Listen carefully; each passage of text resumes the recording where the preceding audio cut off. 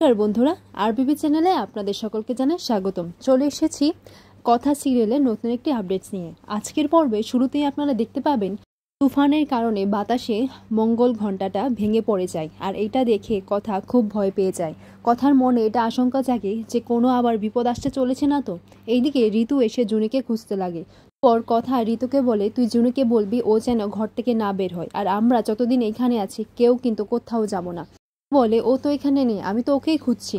এরপর কথা বলে, ও এখানে নেই মানে কোথায় গেছে? তখন জুনিকে খুঁজে না পাওয়ায় কথা বিচলিত হয়ে পড়ে এবং এভি তাকে সামলাতে গিয়ে বলে, আরে কিচ্ছু হবে না, তুই চিন্তা করিস না, ও হয়তো একটু বাইরেই গেছে।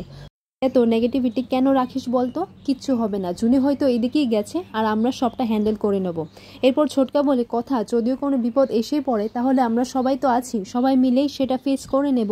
এরপর কথা বলে, না তোমরা জানো না আমি কেন ভাবছি, কারণ যেদিন আমরা লাইব্রেরিতে গিয়েছিলাম সেদিন হাওয়ায় ওই বইটা পড়ে গিয়েছিল, আর আজকে হাওয়াতেই এই ঘন্টাটা পড়ে ভেঙে গেছে, আর মঙ্গল ঘন্টাটা ভাঙা মানে এই তো একটা বিপদের ইঙ্গিত দিচ্ছে। প্রায়টি অঙ্কিতকে বলে, কিরে কালকে রাতে কি তোদের মধ্যে কথা কাটাকাটি হয়েছে? তখন অঙ্কিত বলে, কথা কাটাকাটি না, সেরকম তো কিছু হয়নি। এরপর অঙ্কিত এটাই ভাবতে লাগে যে কালকে আমি বন্ধুত্বর কথা বললাম, সেটা নিয়ে উনি এরকম হয়ে ওঠেননি তো, ডিপ্রেস হয়ে পড়েননি তো। তখন অঙ্কিত নিজেকে দোষারোপ করতে লাগে। পর কথা বলে, ও আবার মন্দিরে চলে যায়নি তো? হে ঠাকুর, তুমি ওর রক্ষা করো, ও যেখানেই থাকে ও যেন সুস্থ থাকে। পরের মুহূর্তে দেখা যায় সবাই মিলে জুনিকে খুঁজতে লাগে। এভি, আক্কি এবং বাকি সবাইরা, কথা, ছোটকা, এরা সবাইরা জুনির ছবি দেখিয়ে দেখিয়ে আশেপাশের লোকজনদেরকে জিজ্ঞাসা করতে লাগলো। রাস্তার পাশে যাকে পাচ্ছে তাদেরকে ছবি দেখিয়ে জিজ্ঞাসা করছে যে জুনিকে কোথাও দেখেছে কিনা, কিন্তু জুনিকে কোথাও খুঁজে পাওয়া যাচ্ছিল না। কে খুঁজে না পাওয়ার কারণে কথা খুবই ডিপ্রেসড হয়ে পড়ে, আর কথা নিজেকে কিছুতেই সামলাতে পারছিল না। এভি বলে, আচ্ছা তুই চিন্তা করিস না, এখানে খুঁজে লাভ হবে না, আর আমরা এরকমভাবে খুঁজে সময় নষ্ট করছি, আমরা বরং একবার গিয়ে হাটে খুঁজি, চল। তখন এইদিকে অঙ্কিত খুবই ডিপ্রেস হয়ে পড়ে আর বিচলিত হয়ে পড়ে। অঙ্কিত এটাই ভাবতে লাগে, জুনি আমি আপনার কাছে কোনো প্রত্যাশা না রেখে ক্ষমা চেয়ে নেব। কোথায় আছেন জুনি? আপনি আমার জন্য এইভাবে দূরে চলে গেলেন। এরপর কথা অঙ্কিতকে বলে, অঙ্কিত দা তুমি এরকম নিয়ে কিছু ভেবো না, আর জুনি তোমাকে অপরাধী বানিয়ে কোথাও চলে যাবে না, তুমি ভরসা রাখো, আমরা ওকে পেয়ে যাব খুঁজে। দেখতে পাওয়া যাচ্ছে না, আমরা বরং একটু হাটে গিয়ে খুঁজি। এর পরের মুহূর্তে দেখা যায় সবাই হাটে গিয়ে খোঁজাখুঁজি করতে লাগে জুনির ছবিটা দেখে।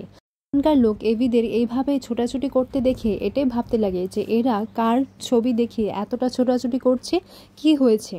এরপর এইদিকে কথা এটাই ভাবতে লাগে, আমি যেটা ভাবছি ঠাকুর সেটাই হচ্ছে না তো। তখন কথা গণেশ দাদার কাছে বলে, গণেশ দাদা তুমি আমাকে বলে দাও যে আমি যেটা ভাবছি সেটা যেন সত্যি না হয়। এইদিকে প্রিয় এসে বলে, আচ্ছা তুমি যেটা ভাবছো সেটা আমাদেরকে বলো না, তুমি যদি সবটা খুলেই না বলো তাহলে আমরা কি করে জুনিকে খুঁজবো, প্লিজ বলো। এরপর কথা বলে, তোমরা প্লিজ আমাকে ভুল বুঝো না, আমি যেটা ভাবছি সেটা যদি সত্যি হয় তাহলে। এরপর এভি বলে, আচ্ছা কি হয়েছে তুই সেটা বল, তোর কি আশঙ্কা হচ্ছে? এরপর কথা বলে, আমার মনে হচ্ছে যে জুনি ওই মন্দিরেই গেছে। বলে, আরে তুই কি বলছিস, ও মন্দিরে যাবে কেন? আর কালকে ওইরকম একটা ঘটনা হওয়ার পর ও কি পাগল যে মন্দিরে যাবে? সবাই এটাই বলে, হ্যাঁ জুনি হয়তো মন্দিরে যায়নি, আর গেলে তো আমাদেরকে বলে যেত। এরপর কথা বলে, না না, ওই মন্দিরের প্রতি ওর একটা আকর্ষণ আছে, অদ্ভুত একটা টান আছে, ও এরকমভাবে সম্মোহীন হয়েছে, আর কালকে এইসব জানার পর ও তো আরও সেটা জানার জন্য বিচলিত হয়ে পড়বে। আমি নিশ্চিত যে ও মন্দিরেই গেছে।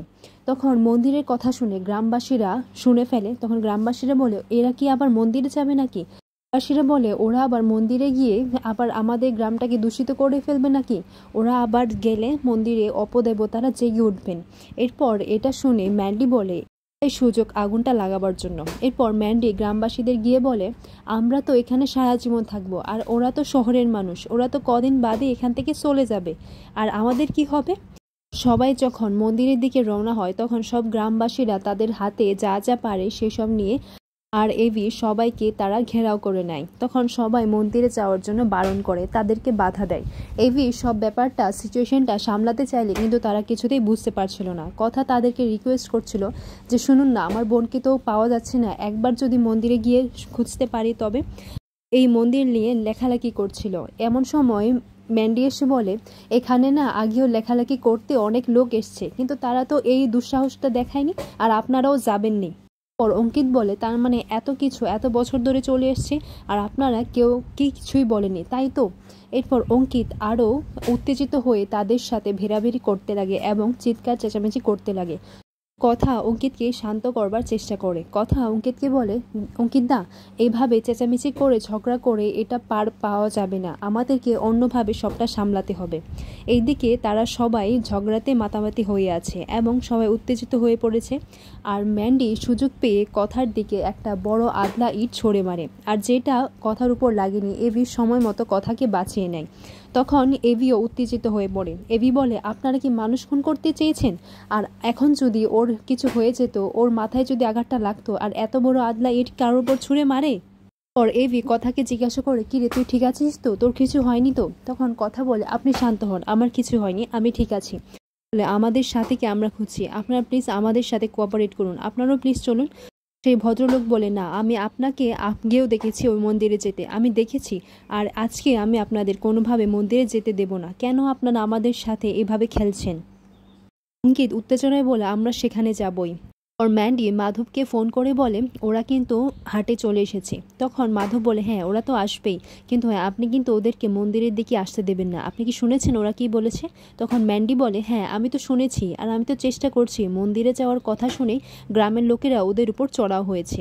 আর এখানেই আজকের পর্বটি শেষ হয়। আগামী পর্বে দেখা যায় মান্ডবী কথাকে বলে, এখানের মন্দির তো খুব জাগ্রত, আপনি একটা মানত করুন, নিশ্চয়ই আপনি আপনার বোনকে খুঁজে পাবেন। কথা কাঁদতে কাঁদতে ঠাকুরের কাছে প্রার্থনা করে। আর সেই মুহূর্তে দেখা যায় মান্ডবীর মধ্যে যক্ষিণীর আত্মা ঢুকে পড়ে এবং সে নাটক করে কথাবার্তা বলতে লাগে। পর ঠাকুরমশাই বলে, এ কি যক্ষিণী এসেছে নাকি? তখন ম্যান্ডি নাটক করে বলে, যক্ষিণী খেয়ে নিয়েছে তোর বোনকে।